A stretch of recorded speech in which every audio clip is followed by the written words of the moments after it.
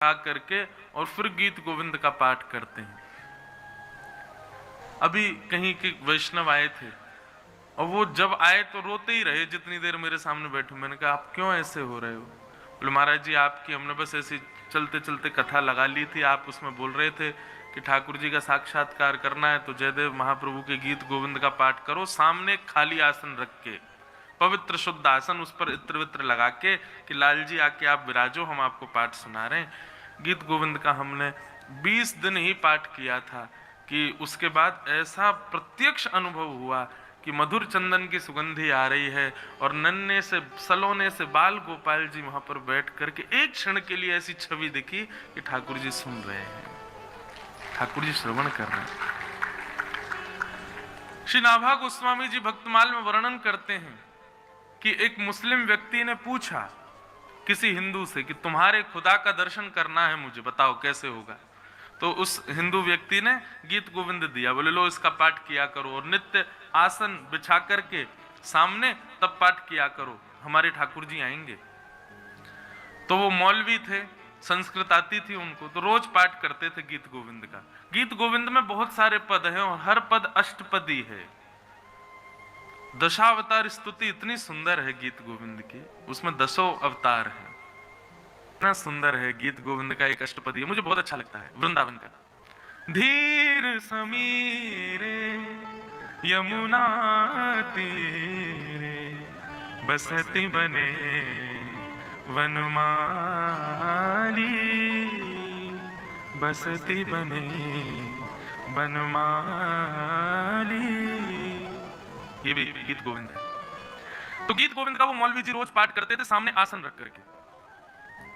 एक दिन उनको कहीं जाना था, बहुत जल्दी में थे, तो बहुत दिनों से नियम बन गया था गीत गोविंद पाठ करने का, आसन रोज रखते ही थे। तो एक दिन कहीं जल्दीबाजी में जा रहे थे तो उन्होंने सोचा घोड़े पर मैं बैठे बैठे गीत गोविंद कर लूंगा। घोड़े पर बैठ गए और बैठ करके पाठ करने, और ठाकुर जी को आसन नहीं दिया। तो जैसे पाठ करते हुए वो गीत गोविंद का पाठ करते हुए घोड़े को चलाने लगे, इतने में उन्होंने क्या देखा, एक सांवला सा नन्हा सा बालक मौलवी की तरफ मुख करके उल्टा दौड़ रहा है और ऊपर भुजा उठा करके दौड़ रहा है। तभी क्या देखा, ललित त्रिभंगी श्याम सुंदर ही दौड़ रहे थे, उल्टे दौड़ रहे थे और गीत गोविंद सुनते हुए चल रहे थे। मौलवी ने अपना घोड़ा रोका, नीचे उतर करके आया, कमल नेत्र ठाकुर जी के, सुंदर दंतावली, घुंघराले केश, श्याम वर्ण, देख करके उसके नेत्र सजल हो गए। बोल भगवान आप जल्दी जरूर हिंदुओं के खुदा है ना? ठाकुर जी मंद मुस्कुरा के बोले भगवान आप ऐसे उल्टे क्यों दौड़ रहे हो? बोले आज तेने आसन ही ना धरो हमारे काजे, तू अकेले ही बैठ गया घोड़ा पे, हमारे काज आसन ही ना धरो तो क्या करें? अब गीत गोविंद कोई गावे तो मेरे को मन करे सुनवे को, या हमारे में उल्टो दौड़ते दौड़ते सुन रहे हो, तू गा रहे हो या हमारे।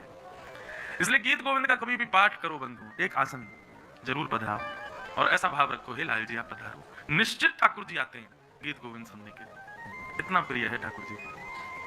श्री जगन्नाथ जी रोज रात्रि शयन करा करके पुजारी लोग जाते, सुबह आकर के जैसे ही कपाट खोलते तो क्या देखते, जगन्नाथ जी के वस्त्र फटे हुए हैं, यहाँ से आंखों के पास में ऐसे छिल रही है जैसे मानो कहीं किसी ने कोई ठाकुर जी को बहुत ज्यादा कष्ट दिया है।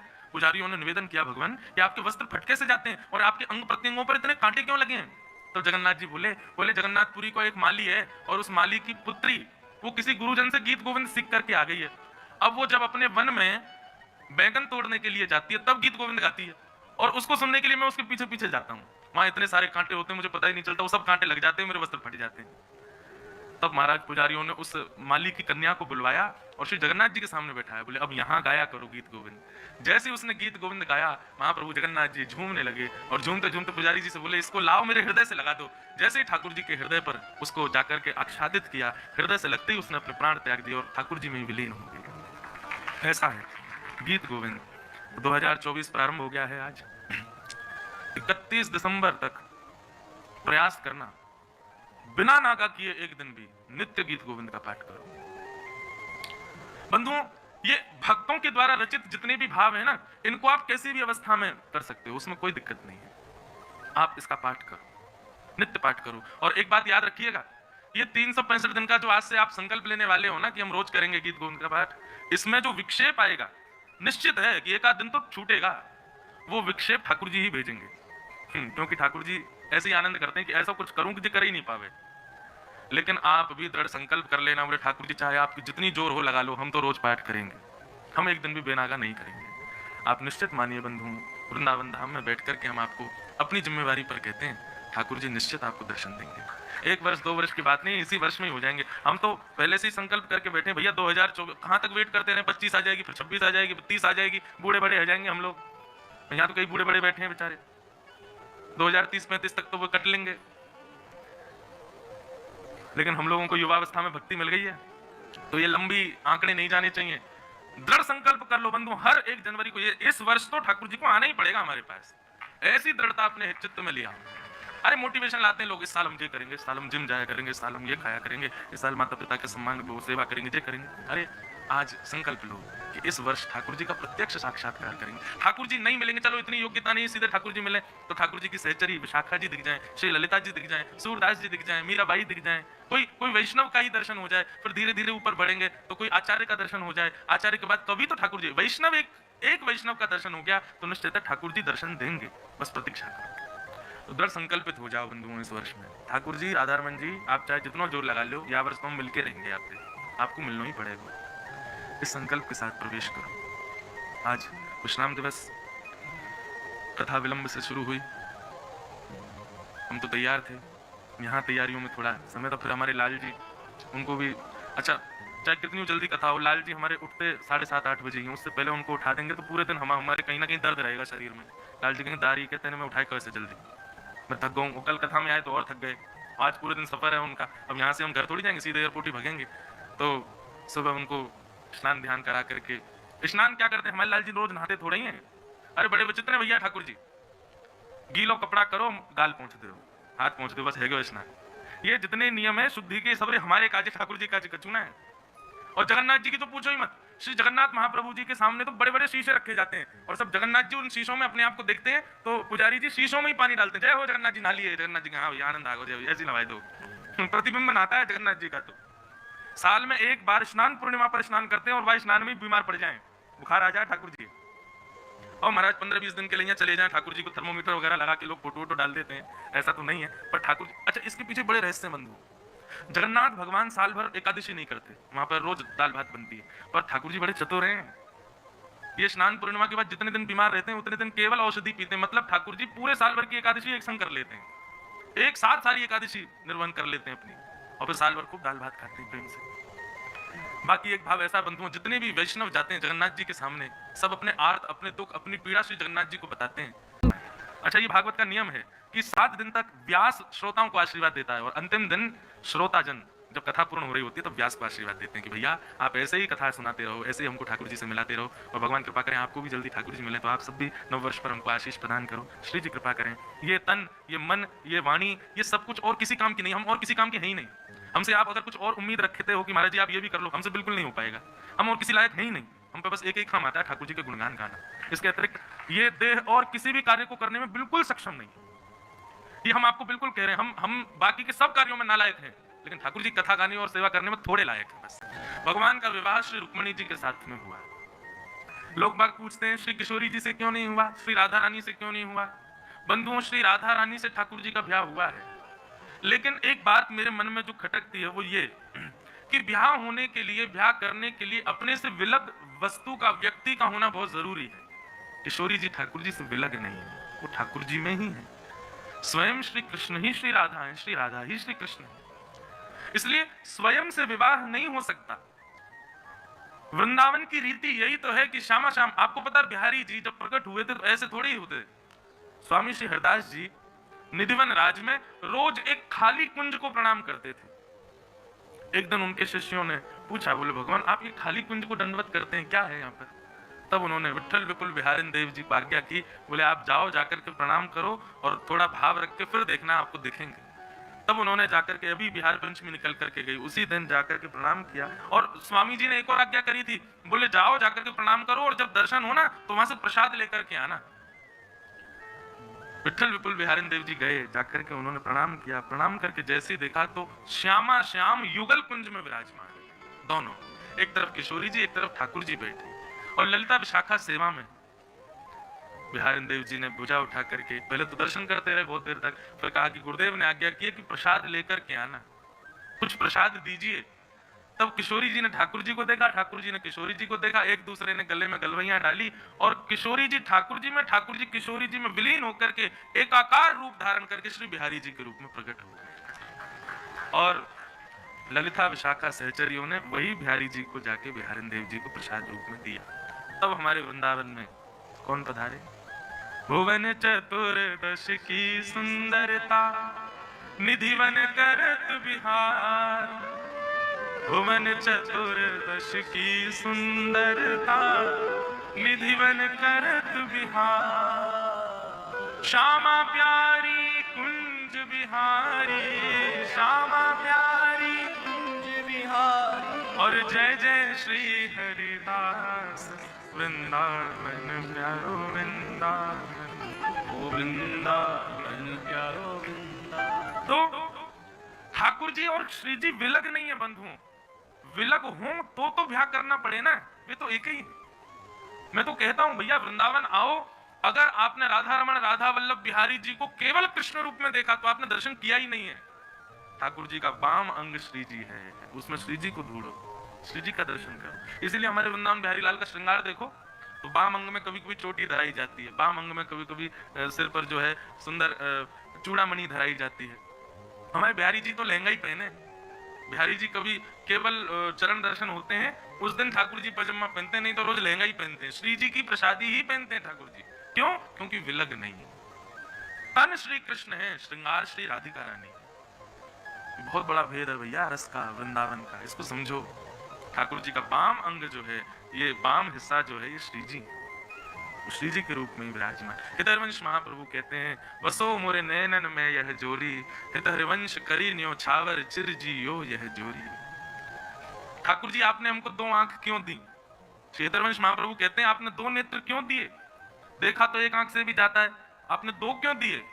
बोले एक नेत्र में नव दुल्हे ब्रजराज सांवरो और दूसरे नेत्र में दुल्हन राधा गोरी, ताकि एक नेत्र में श्याम सुंदर बैठे और दूसरे नेत्र में श्री जी बैठे, इसलिए आपने हमको दो नेत्र प्रदान किए। तो कभी भी वृंदावन में ठाकुर जी का जब दर्शन करो, वाम अंग में श्री जी विराज रही हैं, यही भाव से दर्शन करो।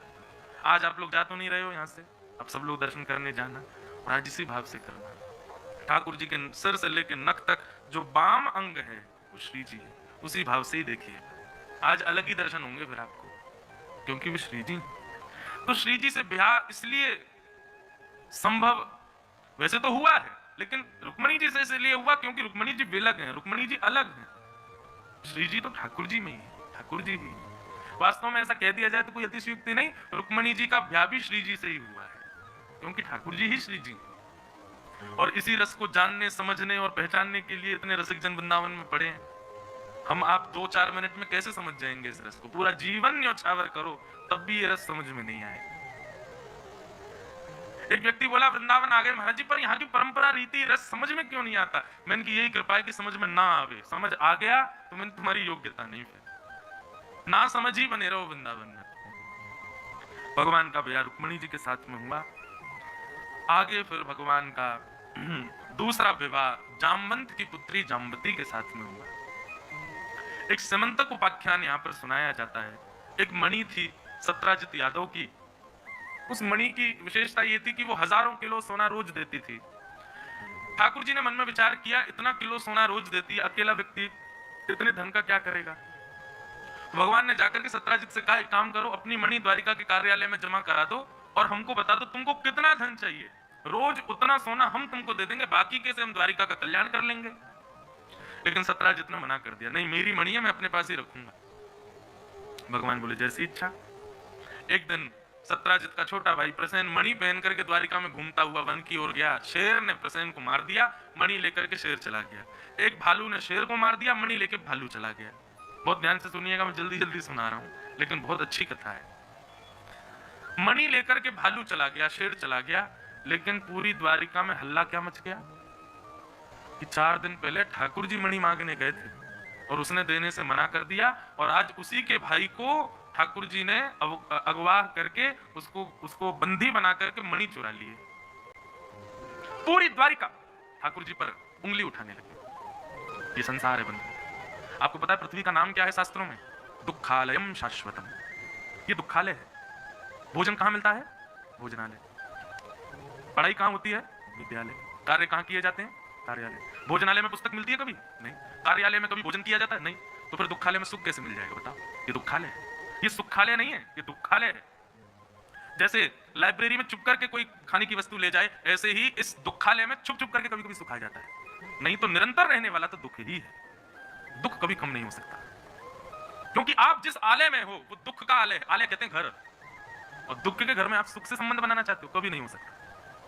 होगा कैसा होगा, जैसे अभी ठंडी है, इतने में कोई हीटर चला दे, ब्लोअर चला दे, तो अचानक से एक थोड़ी गर्मी सी हवा थोड़ी स्पर्श करके चली जाए, या जेठ के महीने में भयंकर गर्मी में थोड़ी ठंडी ब्यार छू करके चली जाए। ठीक वैसे ही संसार में दुख निरंतर है, सुख तो कभी कभी छूता है। पर जो राधा माधव के उपासक हो जाते हैं, वृंदावन रस बीथियों में जो पड़ जाते हैं, वे जब इस दुखालय में रस बीथियों में विचरण करते हैं वृंदावन की, तो उनको सुख नहीं लगता, उनको दुख नहीं लगता, वे तो आनंद में विचरण करते हैं, वे आनंद में आ जाते हैं, उनको सुख दुख से कोई पीड़ा नहीं होती। आनंदाम बुद्धिवर्धनम प्रतिपदम। ठाकुर जी के सानिध्य से सुख नहीं बढ़ता बंधु, आनंद बढ़ता है। आनंद और सुख में अंतर क्या है? आप कहोगे तो पर्यायवाची नहीं, पर्यायवाची नहीं। सुख में और आनंद में अंतर है। सुख किसे कहते हैं? जिसका अति सेवन करने से मिलने वाला सुख कम होता है, उसको सुख कहते हैं। जैसे रसगुल्ला आपको सुख देता है, एक खाओगे अच्छा लगेगा, दूसरा खाओगे अच्छा लगेगा, तीसरा खाओगे कम अच्छा लगेगा, चौथा खाओगे और कम अच्छा लगेगा, पांचवा खाओगे तो और कम बढ़िया, छठवा कोई लेकर के भागे तो आप भाग जाओगे, भाई अब नहीं खाना, तुमको तो रसगुल्ला बहुत अच्छा लगता है, खाओ ना। नहीं भाई, हमारा बस अब मन नहीं है, और छठवा भी यदि खा लिया तो सातवां तो देखने का भी मन नहीं करेगा। इसको कहते हैं सुख। जहां पर भोग भोगते भोगते भोगते भोगते भोगते उस भोग से मिलने वाला सुख कम हो जाता है, और एक स्थिति आने पर तो वही सुख पीड़ा देने लग जाता है, इसको कहते हैं सुख। पर आनंद क्या है? बोले कितना भी उपभोग कर लो, लेकिन फिर भी उससे मिलने वाला जो प्रसन्नता है, जो सुख है, वो कभी कम ना हो, उसको आनंद कहते हैं। और वो आनंद केवल और केवल श्री वृंदावन बिहारी लाल, श्री राधा वल्लभ लाल, श्री राधा रमण लाल ठाकुर जी और श्री जी से संबंधी वस्तुओं में ही मिल सकता है, संसार में कहीं नहीं मिल सकता और कहीं नहीं मिलेगा। परिणाम, आपको कोई एक्टर बढ़िया लगता है, उसकी पिक्चर एक बार देख लोगे, 2-4 दिन बाद फिर देख लोगे, लेकिन एक ही दिन में 2 बार नहीं देख पाओगे। लेकिन कल आप लोगों ने क्या किया? सुबह भी 4 घंटे कथा सुनी, फिर शाम को भी 4 घंटे कथा सुनी, सुबह 8 बजे फिर बैठ गए यहाँ पे। क्यों? क्योंकि ये सुख नहीं दे रही है, ये आनंद दे रही है, ये आनंद बढ़ा रही है। और अभी भी मुझे तो ऐसे लग रहा है, आपकी तो पता नहीं, मुझे लग रही जैसे जैसे मैं घड़ी देख रहा हूँ, लो 10:30 तो बज ही गए, अब 11 बजे कथा विश्राम करनी है, अब बस 30 ही मिनट रह गए, अब 1-1 मिनट ऐसा लग रहा है कि कब पूरी हो जाएगी, अब अगली कथा कब सुनेंगे, अब फिर दोबारा कब कहेंगे। अब हमारे लिए तो सुख है, कल से हमारी कथा है तेलंगाना में, लेकिन तेलंगाना है ना, वृंदावन तो नहीं है वो, वहां का भाव कुछ और होगा कहने का, तो हमको यही पीड़ा है कि कल से कथा वहां क्यों, यहाँ क्यों नहीं। तो ये जो एक आसन पर बैठे हैं, ना पानी है ना भोजन है, कुछ भी नहीं है, शारीरिक सुख की एक भी वस्तु आपके पास नहीं है, फिर भी आपको इतनी प्रसन्नता हो रही है, क्यों? क्योंकि ठाकुर जी से संबंधी चर्चा है, इसी को आनंद कहते हैं। सांसारिक चर्चा होती तो आप ऊब जाते। कोई कॉमेडी करने वाला व्यक्ति होता, उसका कार्यक्रम एक ही दिन ही सुन सकते हैं, वो कहे मैं 7 दिन तक स्टेज पे आके रोज करूंगा, आप कहोगे भैया बख्श दो हमको, एक ही दिन में बहुत। लेकिन कथा के लिए नासिक में 1 महीने की कथा, सब लोग कह रहे हैं आनंद आएगा, हमको लग रहा है 1 महीना में पूरी होगी कि नहीं। क्यों? ठाकुर जी से संबंधी जब वस्तु होती है तो सुख नहीं, आनंद देती है, और आनंद कभी कम नहीं होता। ज्यों ज्यों प्यास, ज्यों ज्यों पानी पी रहे हैं त्यों त्यों प्यास बढ़ती है, ऐसी स्थिति जहां उसको आनंद कहते हैं। भगवान पर सब लोगों ने उंगली उठाई, ठाकुर जी ने जाकर के मणि खोजी, जामवंती जी से जाकर के युद्ध करके मणि ली, जामवंती जी ने अपनी पुत्री जामवती का ब्याह भगवान के साथ कर दिया। भगवान ने आकर के मणि सबके सामने दिखा दी, तब मणि देख करके द्वारिका के लोगों ने सत्राजित को गाली देनी शुरू कर दी, तुमने हमारे भगवान पर लांछन कैसे लगाया? तो सत्राजित ने उस लांछन से बचने के लिए अपनी बेटी सत्यभामा का ब्याह भी भगवान से कर दिया, 3 ब्याह हो गए। एक दिन अर्जुन के साथ भगवान घूम रहे थे, तभी देखा कि सुंदर नदी के तट पर एक श्याम वर्ण की परम सुंदरी एक कन्या बैठी। अर्जुन का मन आ गया उसको देखते। अर्जुन बोला ठाकुर जी मैं आपके पांव परूं, कैसे भी करके इस सांवरी से मेरा ब्याह करा दो। ठाकुर जी बोले तुम जाओ, जाकर के अपना परिचय दो, उसका परिचय लो, पूछ लो, और ब्याह कराने की जिम्मेवारी हमारी। अर्जुन बोला वचन दीजिए मैं ब्याह करा दोगे ना इससे मेरा? बोले बिल्कुल कराएंगे। जैसे ही अर्जुन गया, अर्जुन ने जाकर के अपना परिचय दिया, हे श्याम वर्णा आप कौन हो, और यहाँ आप तपस्या कर रही हो, किसकी प्राप्ति के लिए तपस्या कर रही हो? बिल्कुल कमल जैसे नेत्र, मानो जैसे ऐसा लग रहा था द्वारिकाधीश का ही एक कन्या रूप है, इतनी सुंदर, बिल्कुल ठाकुर जी जैसी। अर्जुन की ओर दृष्टिपात करते हुए कहा अर्जुन। अर्जुन तो घबरा गया, आपको मेरा नाम कैसे पता? बोले मुझे सब पता है। बोले आप कौन हो? बोले मैं कालिंदी यमुना, और मैं यहाँ इस तट पर विराजमान होकर के द्वारिकाधीश से विवाह करने के लिए तपस्या कर रही हूँ। अर्जुन का तो मुंह उतर गया, ठाकुर जी को देखने लगा। बोले सबको आपसे ब्याह करना है? आप तुमसे वचन दे रहे थे कि मेरा ब्याह कराओगे। ठाकुर जी बोले भैया ये हमारी नित्य पत्नी है, आज ही ब्याह नहीं हो रहा, ये नित्य है हमारी। कालिंदी श्री यमुना जी ठाकुर जी की नित्य पटरानी है, और अर्जुन के संरक्षण में भगवान का कालिंदी यमुना के साथ में विवाह है। श्याम सुंदर श्री यमुने महारानी की। इस प्रकार भगवान के 8 प्रमुख ब्याह हुए। बंधुओं ये 8 पत्नियां कौन है भगवान की? ये नाम रूप में अलग हो सकती हैं, परंतु तत्व रूप में कौन है? जैसे तत्व भगवान का क्या है? चैतन्य। ठाकुर जी चित्त हैं, तो इसी प्रकार से ये 8 पटरानियां कौन है? पृथ्वी, जल, अग्नि, वायु, आकाश, ये 5 तत्व बाहर हैं हम मानवों के, और 4 तत्व हम मानवों के भीतर हैं। मन, बुद्धि, चित्त और अहंकार। ये 9 हमारा संचालन करते हैं। हमारा शरीर इन 9 के ही समन्वय से बनता है। पृथ्वी, जल, अग्नि, वायु, आकाश, मन, बुद्धि, चित्त और अहंकार। इन 9 के बिना हमारा शरीर बन ही नहीं सकता, जिसमें से चित्त तत्व जो है वो ठाकुर जी हैं, हमारी आत्मा चैतन्य। तो चित्त को अलग कर दो, कितने बचे? 8। ये 8 ही भगवान की पटरानियां हैं। पृथ्वी, जल, अग्नि, वायु, आकाश, मन, बुद्धि और अहंकार। यहां पर अहंकार का मतलब प्राउड नहीं है, यहां पर अहंकार का मतलब सेल्फ कॉन्शियसनेस है। ये अष्ट भगवान की पटरानियां हैं। ठाकुर जी ने किसी स्त्री से ब्याह नहीं, अपनी बनाई हुई प्रकृति को स्त्री रूप देकर के उससे ब्याह किया। भगवान ने सबसे ब्याह किया। उसके बाद भौमासुर नाम का एक दैत्य था, उसके यहाँ 16,100 राजकुमारियां बंदी थी। उसका संकल्प था 20,000 जब हो जाएंगी तो हठ पूर्वक इनसे ब्याह करूंगा। उन्होंने ठाकुर जी का स्मरण किया। भौमासुर जो था ये भूमि का बेटा है, इसको भी भगवान के द्वारा मारे जाने का श्राप था। भूमि भगवान की पत्नी है। भूमि ने आकर के भगवान से कहा कि मेरे पुत्र को कभी मत मारना। भगवान बोले जब तक तुम नहीं कहोगे तब तक नहीं मारेंगे। तो भगवान की जो सत्यभामा पत्नी है वो भूमि के रूप में ही आई है, भूमि ही सत्यभामा बनकर के आई। आज भगवान जब युद्ध करने के लिए गए तो सत्यभामा बोली मैं भी चलूं आपके साथ। भगवान बोले चलो। भगवान ने भौमासुर से युद्ध किया तो सत्यभामा रथ में बैठी बैठी चिल्ला करके बोलती है ठाकुर जी आप इस दुष्ट को मार दीजिए। भगवान बोले बस तुम्हारी आज्ञा की प्रतीक्षा कर रहे थे, और भगवान ने भौमासुर का वध कर दिया। 16,100 राजकुमारियों को ठाकुर जी ने जाकर के मुक्त किया। सब ने ठाकुर जी से प्रार्थना की हमको अब कोई स्वीकार नहीं करेगा, हमसे कोई विवाह नहीं करेगा, भगवान आप कृपा करो। ठाकुर जी ने सबको स्वीकार किया और एक साथ 16,100 राजकुमारियों से विवाह किया। ये 16,100 राजकुमारियां कौन है? आपके घर पर पंडित जी आए, आपने कोई पूजा रखी तो उसमें वो आपके हाथ में पुष्प देते हुए कहते हैं शंकर जी का ध्यान रखो। फिर शंकर जी का एक मंत्र बोलते हैं, देवी का ध्यान करो, देवी जी का मंत्र बोलते हैं। कभी ठाकुर जी का ध्यान कराने के लिए जब बोलते हैं कि वृंदावन बिहारी लाल का स्मरण करो, और फिर पंडित जी कोई भी श्लोक बोलते हैं जैसे वंशी विभूषित करानवनीरदाभात पीतांबरा दरुणबिंब फलाधरोष्ठात् पूर्णेन्दु सुंदर मुखा अरविंद नेत्रात् कृष्णात् परम किमपि तत्त्वम् हम न जाने, पुष्प छोड़ दीजिए, ऐसा कराते हैं पंडित जी। इसी प्रकार उपासना कांड के 16,100 मंत्र जिनसे भगवान की उपासना होती है वे ही 16,100 कन्या बनकर के आई और भगवान से इन्होंने ब्याह किया। अगर देखा जाए तो ठाकुर जी ने किसी से ब्याह नहीं किया, अपनी ही प्रकृति थी सारी, अपने ही मंत्र थे सारे, केवल लीला संवरण के लिए ठाकुर जी ने उनको स्त्री रूप देकर के उनके साथ में विवाह किया। इस प्रकार भगवान कितने ब्याह हो गए? 16,100 भगवान के ब्याह हो गए। तत्पश्चात भगवान की दिनचर्या बताई। ठाकुर जी की दिनचर्या कैसी भागवत में वर्णन है। प्रातः काल ठाकुर जी ब्रह्म मुहूर्त में उठ जाते हैं और उठते ही बिस्तर पर बैठ करके ठाकुर जी सुखासन में सबसे पहले अपने वैष्णव भक्तों का स्मरण करते हैं, ब्रजवासियों का स्मरण करते हैं, श्री राधा राधा श्री किशोरी जी का स्मरण करते हैं। स्मरण करने के बाद स्नान ध्यान करके ठाकुर जी द्वारिका के महल की अटारी पर खड़े होकर के अपने पांचजन्य शंख का नाद करते हैं और पांचजन्य शंख की ध्वनि सुनकर के समस्त द्वारिका के लोग उठ करके सब ठाकुर जी को प्रणाम करते हैं। तत्पश्चात ठाकुर जी गौशाला जाकर के गायों की अपने हाथ से सेवा करते हैं। गौशाला से वापस आकर के ठाकुर जी फिर बाल भोग पाते हैं, बाल भोग पाके फिर स्वधर्मा सभा में बैठते हैं। दोपहर के राजभोग करके ठाकुर जी द्वारिका भ्रमण पर जाते हैं, सबके दुख कष्टों का निवारण करते हैं। रात्रि आकर के ठाकुर जी परिवार के साथ समय व्यतीत करते हैं और शयन कर जाते हैं। इस प्रकार भगवान की संपूर्ण दिनचर्या यहाँ पर बताई गई। राजसूय यज्ञ हुआ पांडवों का, भगवान उसमें पहुंचे, अग्र पूजा भगवान की हो ऐसा प्रस्ताव रखा गया। शिशुपाल को क्रोध आया, उसने 101 गाली दी। जैसे ही 101 गाली हुई ठाकुर जी के सुदर्शन चक्र ने शिशुपाल का सर धड़ से अलग कर दिया। भगवान ने राजसूय यज्ञ को संपन्न कराया। इस प्रकार फिर आगे कथा आती है। सूर्य ग्रहण के समय पर द्वारिका के लोग कुरुक्षेत्र गए और उसी समय सूर्य ग्रहण के समय पर ब्रजवासी भी कुरुक्षेत्र गए और वर्षों बाद ब्रज से आने के बाद आज ठाकुर जी ब्रजवासियों से मिले। बहुत सुंदर कथा है बंधु, विस्तार में गया तो बहुत समय लगेगा, लेकिन इतनी सुंदर लीलाएं हैं वहां पर। ठाकुर जी यशोदा मैया से मिले। यशोदा मैया को अब दिखता नहीं, कम दिखता है। ठाकुर जी ने हृदय से लगाया, अपनी सब पटरानियों से मिलवाया, अपने बाल बच्चों से मिलवाया और फिर मिलवा करके ठाकुर जी ने सबसे कहा सब लोग जाओ, मैं मैया के पास अकेला रहूंगा अब। और सब चले गए। यशोदा मैया के सिर में गोद में सर रख करके ठाकुर जी पौड़ गए और ठाकुर जी ने एक प्रश्न किया। ये कथा भागवत की नहीं है, एक वैष्णव ने मुझको सुनाई थी, परंतु ये सत्य कथा है। ठाकुर जी यशोदा मैया से पूछते मैया एक प्रश्न करूं तोते?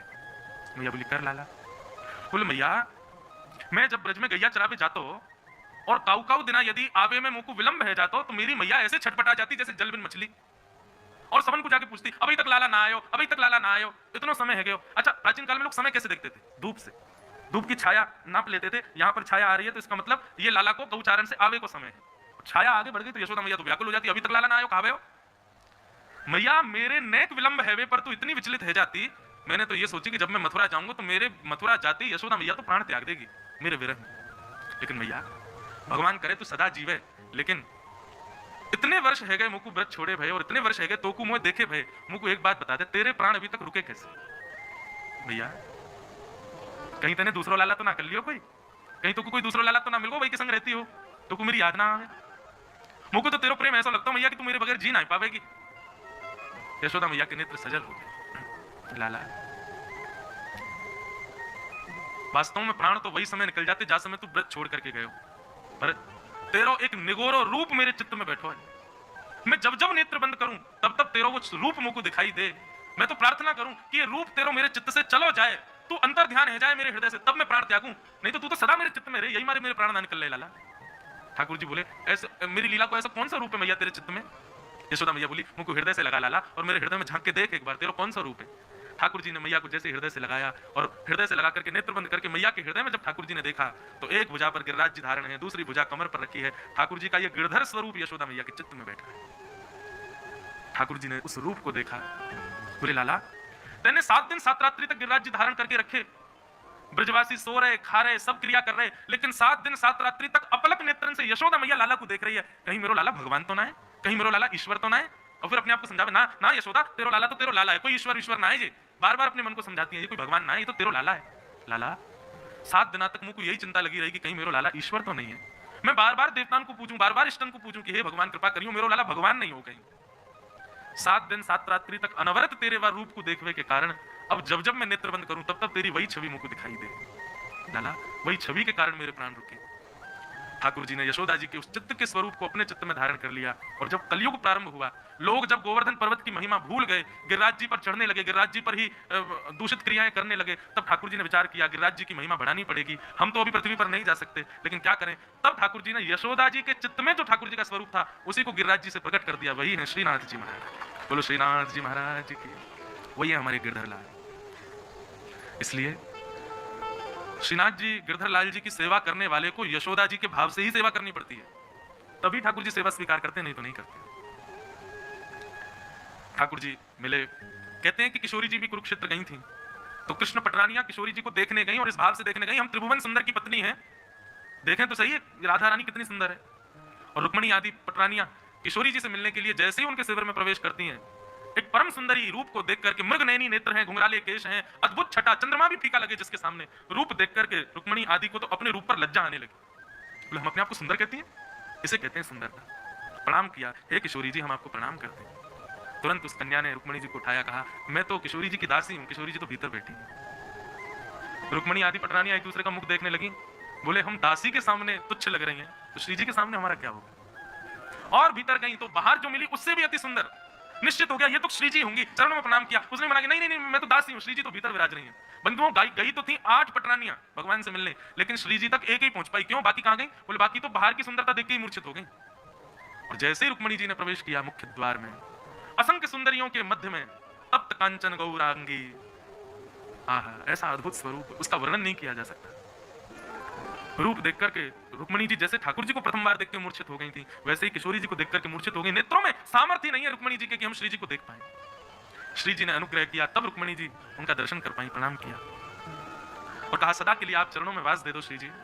बंधुओं श्री जी का रूप कैसा, हम इस जन्म में लाल जी को भले ही देख लें, श्री जी को नहीं देख पाएंगे, हमें इतनी सामर्थ्य नहीं है।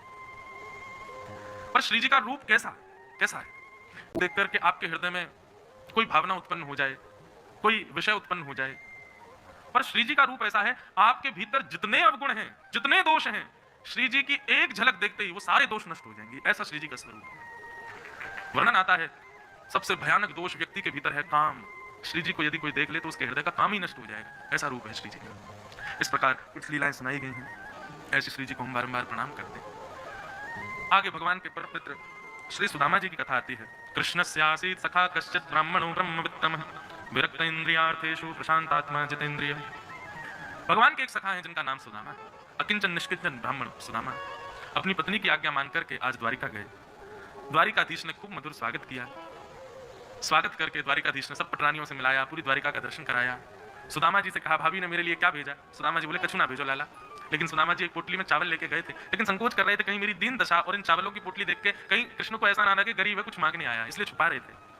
कैसी दीनता सुदामा जी की, पर ठाकुर जी ने पोटली छीन करके संपूर्ण वैभव उसका भोग लगाते हुए श्री सुदामा जी को प्रदान कर दिया। सुदामा जी लौट करके आए तो देखा सुंदर भवन खड़े हैं। सुदामा जी अपनी पत्नी से बोले देवी अब तुम भवन में रहो, हम तो वन में जाके भजन करेंगे।